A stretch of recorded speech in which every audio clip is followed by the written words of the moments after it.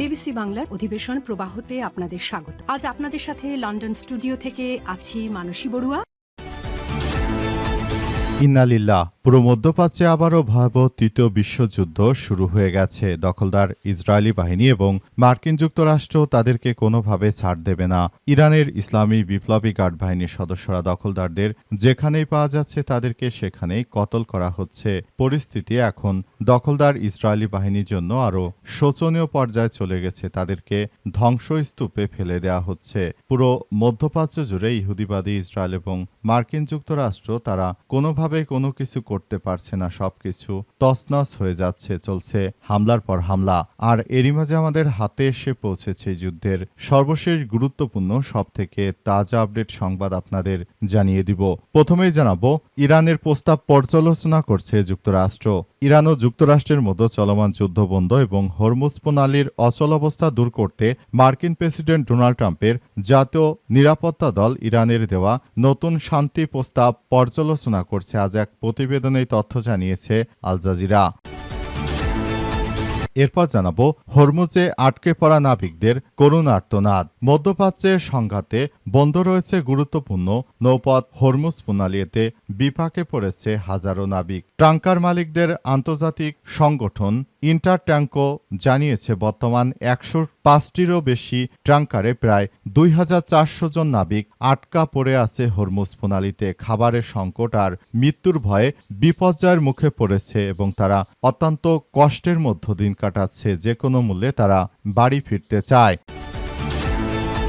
এদিকে আগুন নিয়ে খেলবেন না, হিজবুল্লাহকে ইসরায়েলি প্রতিরক্ষামন্ত্রী ইসরায়েল ক্যাটস। ইসরায়েলের প্রতিরক্ষামন্ত্রী ইসরায়েল ক্যাটস জানিয়েছেন দখলদার ইসরায়েলি বাহিনীর প্রধান হিসেবে তিনি কাজ করছেন। তিনি লেবাননের সশস্ত্র যোদ্ধার প্রধানকে হুঁশিয়ারি দিয়ে জানিয়েছেন যে তিনি আগুন নিয়ে খেলছেন। তিনি লেবাননের সশস্ত্র যোদ্ধাদেরকে জানিয়েছেন যে ইসরায়েলের সঙ্গে সরাসরি আলোচনায় বসুন, তা না হলে আমরা কোনোভাবে আসলে আপনাদেরকে ছাড় দেব না।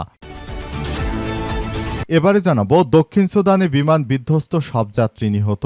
দক্ষিণ সুদানের রাজধানী জুবার দক্ষিণ পশ্চিমে একটি যাত্রীবাহী বিমান বিধ্বস্ত হয়েছে। এতে পাইলট সহ 14 জন যাত্রী সবাই নিহত হয়েছে। দেশটির বেসামরিক বিমান চলাচল কর্তৃপক্ষের বরাত দিয়ে এই প্রতিবেদনে এই তথ্য নিশ্চিত করা হয়েছে। খবর আল জাজিরার।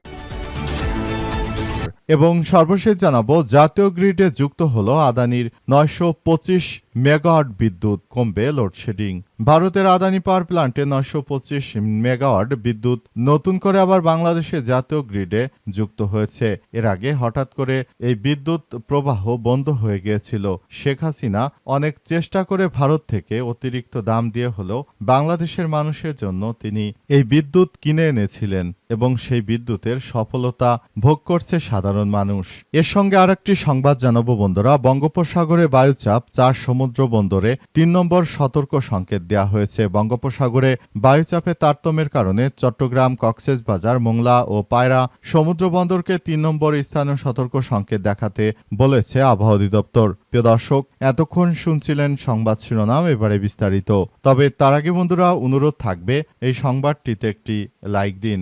এই চ্যানেলে আপনি নতুন হয়ে থাকলে আমাদের সংবাদটি দেখতে দেখতে চ্যানেলটি সাবস্ক্রাইব করে রাখুন। কমেন্ট করে বন্ধুরা আপনার মূল্যবান মতামত জানিয়ে দিন আপনি বিশ্বের কোন দেশ থেকে বা বাংলাদেশের কোন স্থান থেকে আমাদের সংবাদটি দেখছেন এবং শুনছেন। আর বন্ধুরা, সংবাদটি আপনার সোশ্যাল মিডিয়া ফেসবুকে শেয়ার করে বন্ধুদেরও দেখার সুযোগ করে দিন।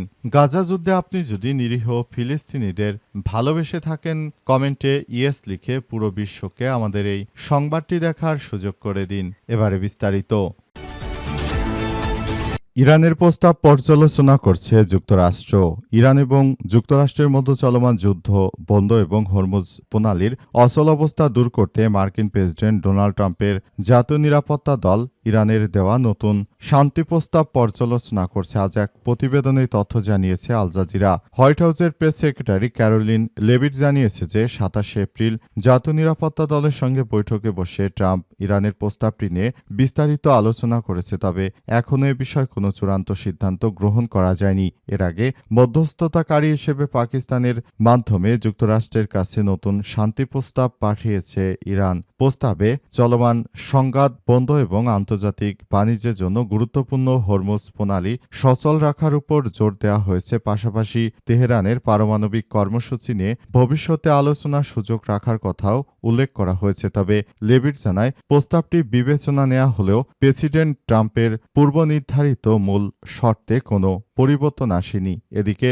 হোয়াইট হাউস স্পষ্ট জানিয়ে দিয়েছে যে ইরানের সঙ্গে চলমান কূটনৈতিক আলোচনায় তারা গণমাধ্যমের মাধ্যমে চালিয়ে যেতে আগ্রহী নয়। অর্থাৎ তারা চায় যে আলোচনা হোক না কেন সেটি পৃথিবীর কোনো গণমাধ্যম যেন না জানে এবং সবকিছু যেন একটি কার্যক্রমের মধ্য দিয়ে যায় বলে এমন তথ্য নিশ্চিত করা হয়েছে।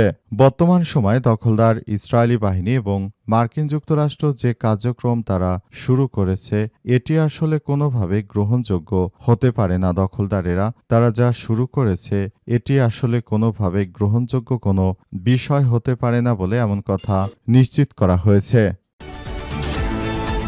হরমুজে আটকে পড়া নাবিকদের করুণ আর্তনাদ। মধ্যপ্রাচ্যের সংঘাতে বন্ধ রয়েছে হরমুজ নৌপথ। এতে বিপাকে পড়েছে হাজার হাজার নাবিক। ট্যাঙ্কার মালিকদের আন্তর্জাতিক সংগঠন ইন্টার ট্যাঙ্কো জানিয়েছে, বর্তমানে 105টিরও বেশি ট্যাঙ্কার, প্রায় 2400 জন নাবিক হরমুজ প্রণালীতে আটকে পড়ে আছে। খাবারের সংকট আর মৃত্যু ভয়ে ভয়াবহ বিপর্যয়ের মধ্য দিন কাটাচ্ছেন তারা। ঘরে ফেরার প্রহর গুনছেন, তবে প্রিয়জনের কাছে আর ফেরা হবে কিনা সেই নিশ্চয়তা নেই। নাম প্রকাশ অনিচ্ছুক এক নাবিক বলেছেন, আমরা আটকে পড়েছি, যেন কারাগারে আছি। আমরা শুধু বাড়ি ফিরতে চাই। এই মুহূর্ত আমরা হরমুজ প্রণালীতে আটকে পড়ে আছি। এ সময় তিনি আরও জানিয়েছেন যে আমরা যেভাবে এখানে আটকে পড়ে আছি, আমি চাই যে আমি বাড়ি ফিরে যেতে চাই, কিন্তু এখান থেকে আসলে বাড়ি ফেরত যার হচ্ছে না। কারণ ইরানের একদিকে হামলা, অপরদিকে ইসরায়েলের এবং মার্কিন যুক্তরাষ্ট্রের হামলা। পুরো সমস্যায় পড়ে গেছি আমি বলে নিশ্চিত করেছেন তিনি। এবং তিনি আরও জানিয়েছেন যে এই পরিস্থিতির মধ্য দিয়ে আসলে খুবই ভয়াবহ একটি বিপাকের মধ্যে পড়ে গেছি। আমি কোনোভাবেই এখান থেকে আসলে বাঁচতে পারছি না। আমার পরিস্থিতি খুবই ভয়াবহ এবং শোচনীয় আকার ধারণ করেছে। যে কোনো মূল্যে আমি এই জায়গা থেকে বাঁচার সর্বোচ্চ চেষ্টা করছি বলে জানান তিনি। এবং তিনি আরও জানিয়েছেন যে আমরা এখান থেকে তারপর চলে যেতে চাই। সারা বিশ্ব আমাদের দিকে তাকিয়ে আছে। আমরা বাড়ি ফিরতে চাই। আমরা চাই না যে এখানে থেকে আমরা নিজেদের জীবনটাকে ধ্বংস করি। সুতরাং আমি সবাইকে বলবো, আপনারা আমাদের জন্য দোয়া করবেন, আমরা যেন এই যুদ্ধ অবস্থায় এখান থেকে ফিরতে পারি। এছাড়াও তারা এতদিন ধরে যতটুকু খাবার তাদের জাহাজের ডেকে সঞ্চয় করে রেখেছিল সেই খাবারও শেষ হয়ে গেছে। খাবার শেষ হয়ে গেছে, পানীয় জল শেষ হয়ে গেছে। মৃত্যু ছাড়া তাদের আর কোনো উপায় নেই। তারা আহাজারি করছে বাঁচার জন্য। তারা ইরান এবং যুক্তরাষ্ট্র দুই পক্ষকে যুদ্ধ থামানোর বিষয়ে তারা অনেক বেশি চেষ্টা চালিয়ে যাচ্ছে। আগুন নিয়ে খেলবেন না, হিজবুল্লাহকে ইসরায়েলি প্রতিরক্ষা মন্ত্রী।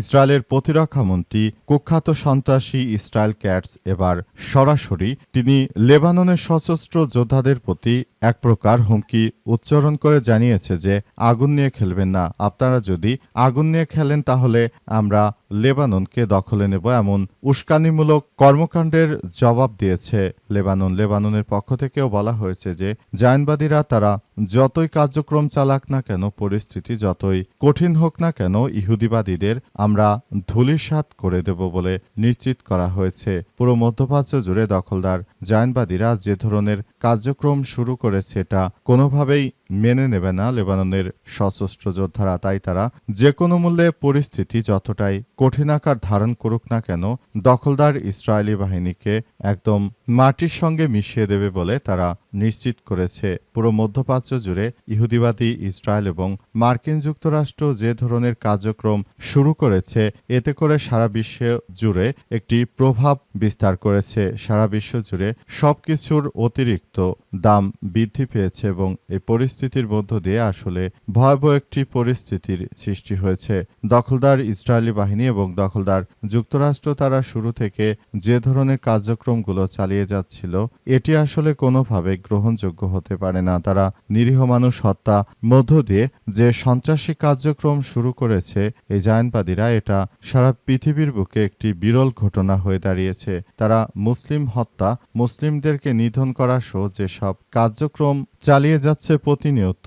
এটা মুসলিম হিসেবে আমরা কখনোই মেনে নিতে পারি না। জায়নবাদীদের বিরুদ্ধে সর্বাত্মকভাবে তাই লেবাননের সশস্ত্র যোদ্ধারা আক্রমণ অব্যাহত রেখেছে এবং পুরোপুরি সবকিছু ধ্বংসস্তূপে পরিণত হয়েছে। দক্ষিণ সুদানে বিমান বিধ্বস্ত, সব যাত্রী নিহত। দক্ষিণ সুদানের রাজধানী জুবার দক্ষিণ পশ্চিমে একটি যাত্রীবাহী বিমান বিধ্বস্ত হয়েছে। এতে পাইলট সহ সব যাত্রী নিহত হয়েছে। দেশটির বেসামরিক বিমান চলাচল কর্তৃপক্ষ এই তথ্য নিশ্চিত করেছে। সারা বিশ্বব্যাপী বর্তমান সময়ে এই সমস্যাগুলো পরিলক্ষিত হচ্ছে। সারা বিশ্ব জুড়ে এখন অনেক বেশি এই সব সমস্যাগুলো দেখা যাচ্ছে। পরিস্থিতি অত্যন্ত জটিল আকার ধারণ করেছে। বিমানগুলো যে কোনো সময় বিধ্বস্ত হচ্ছে।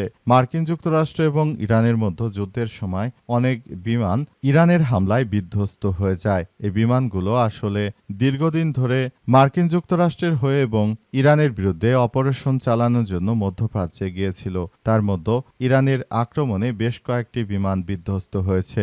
এছাড়াও একইভাবে বিভিন্ন দেশে যাত্রীবাহী বিমান অনেক দেশেই সমস্যা হচ্ছে। মোটামুটি কথা বলতে গেলে বর্তমান এই পরিপ্রেক্ষিতে আসলে সবকিছু একদম ধ্বংসস্তূপের দিকে চলে যাচ্ছে। পরিস্থিতি খুবই জটিল আকার ধারণ করেছে। জায়নবাদীরা শুরু থেকে যে ধরনের কার্যক্রম তারা চালাচ্ছিল, এতে সারা বিশ্ব জুড়ে একরকম তীব্র দুর্ভিক্ষর সৃষ্টি হয়েছে।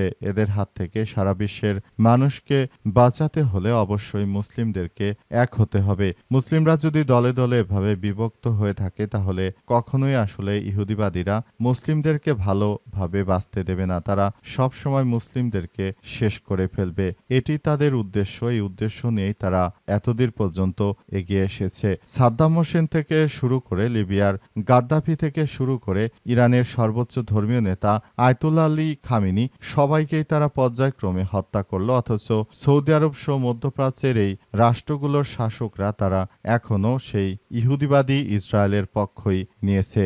বাংলাদেশের কিছু মৌলবীও রয়েছে, তারাও শিখ একইভাবে সৌদি আরবের কথা মতো চলে এবং তারা এসব শিয়াদেরকে কাফের ফতোয়া দিয়ে থাকে। এরাই মূলত দেশের মধ্যে বিভাজনের সৃষ্টি করে থাকে।